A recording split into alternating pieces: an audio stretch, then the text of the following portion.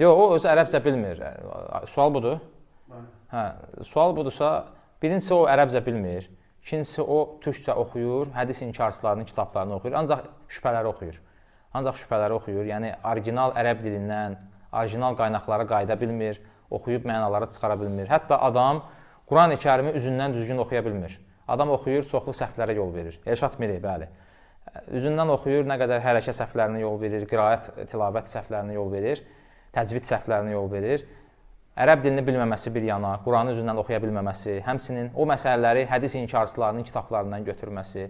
Bizlərə məlumdur ki, o Adnan Oktarın qarşısında oturub, Harun Yahyanın qarşısında oturub, o videoları hər kəs görüb. Həmçinin hədis inkarçıları, Türkiyədə olan məşhur bir çox hədis inkarçıları görüşüb, videoları var və onları savadlı kimsələr kimi qələmə verib. Və məlumdur ki, onun şeyxləri idi, həmin o hədis inkarçıları.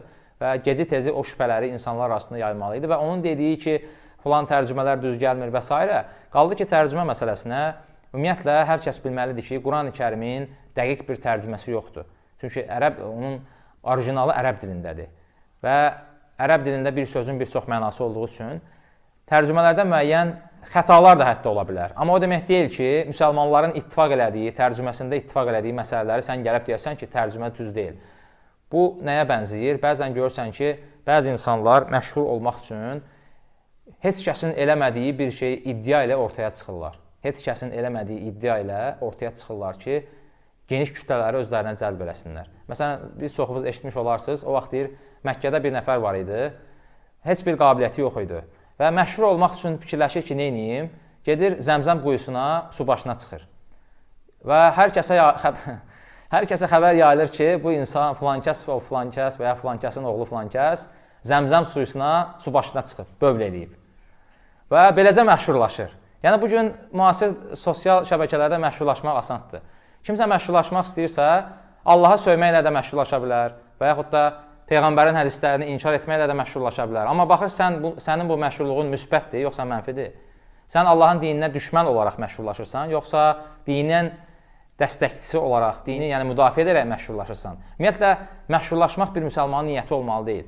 Yəni, təəssüflər olsun ki, bu insanlara baxırsan ki, heç birinin şəri elmi təhsili yoxdur.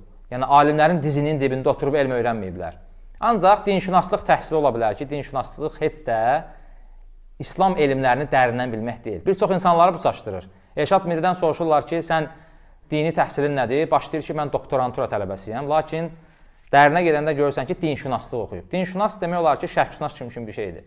Şərqşünasların tarixinə gedəndə nədir? Şərqşünasların içində hətta İslam düşmənləri də olub. Mötədil olanlar da olub şərqşünasların içində, İslam düşmənləri də olub, Qərbin casusları da olub. Eyni ilə dinşünaslıq bugün ilahiyyat sahəsi üzrə olan ixtisaslardan biridir və dinşünaslar dinləri ümumən öyrənir.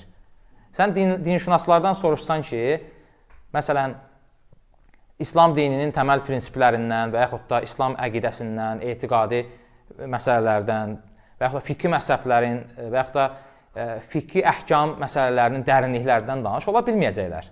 Yəni, şəriəti tam kamil şəkildə öyrənən insanlar deyil dinşünaslar. Dinşünaslar nədir? Bir ekspert kimi dinləri öyrənir və yaxud da müəyyən təriqətləri öyrənir, ümumi fikirləri öyrənir. Amma o, İslamın kökü olan məsələləri, dərin etiqadi məsələləri, həmçinin dərin fiqhi, ibadətlə bağlı olan xırdalıqları öyrənmirlər. Zaten bunların ixtisası deyil. Ona görə bir çox insanlar qarışdırırlar. Məsələn, kimsə dinşünaslıq üzrə oxuyursa, deyil, ha, bu maşallah deyəsən İslam alimi olacaq. Halbuki sən gəlib ona 2 dənə sual versən, sənə jurnalist kimi cavab verəcək. Yəni, o işin əhli, mütəxəssis kimi sənə cavab verə bilməz. Eyni ilə şərqşünaslar. Şərqşünaslardan Sovet dönəmində nə qədər Azərbaycanın şərqşünasları olub ki, heç Allahın varlığına inanmırlar, ateist deyirlər. Bugün hətta dinşünaslar var ki, bunu deməli Elşad Mirinin özü də deyir. Deyir ki, bugün məsələn bir İslam Universitetində oxuyan bir nəfər var idi, ateistdir, amma dinşünaslıq ixtisasını oxuyur. Təsəvvür edirsiniz? Yəni istənilən adam bugün hətta ateist, deist belə gəlib çox rahat şəkildə dinşünaslıq ixtisası üzrə oxuya bilər. Ona görə bu cür insanlar adətən şərqşünasların şübhələrini, qədim şərqşünaslar ki, İslam əleyhinə çoxlu şübhələr ki qoyublar. Biz söhbət əsnasında qeyd elədik ki, onlar bir çox dinsizləri şübhələrlə qidalandırıblar, şübhələrlə təmin ediblər.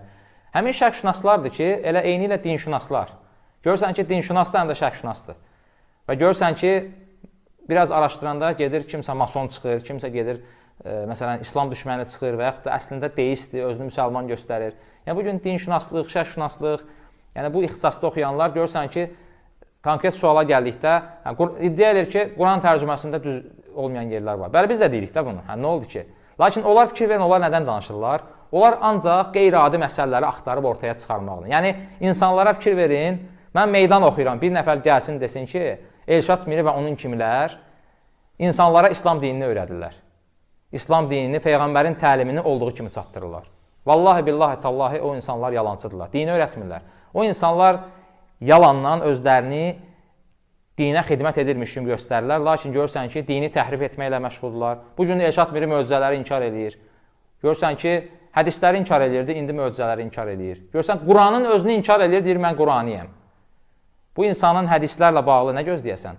Bu deyir, Quranda tərcümə düz deyil. Ola bilər, Quranda zaten bizim alimlərimiz də deyir ki, Quranda müəyyən tərcümələrdə xətalara yol verilir və bu tərcümələr müəyyən bir elmi komitə tərəfindən yoxlanıb sonra cəmiyyətə təqdim edilməlidir. Bəzi tərcümələr görsən, elmi komitələrdən keçmədən təqdim olunur. Təbii ki, orada xətalar daha çox olur. Lakin bizim əlimizdə olan bəzi tərcümələr var ki, elmi komitədən keçib müəyyən din xadimləri o Quran tərcümələrini yoxlayıblar, ondan sonra cəmiyyətə təqdim olunub. Təbii ki, o kitablarda səhvlər daha azdır. Demirik, səhv yoxdur. Səhvlər var, lakin daha azdır və ümumi kütlənin oxuması üçün daha faydalıdır. Şək yoxdur ki, Quran tərcüməsi xüsusi bir elmdir və Quranın ümumiyyətlə konkret hərf və hərf tərcüməsi yoxdur. Və bu da xülasə sualın cavabıdır. Barakallahu fik.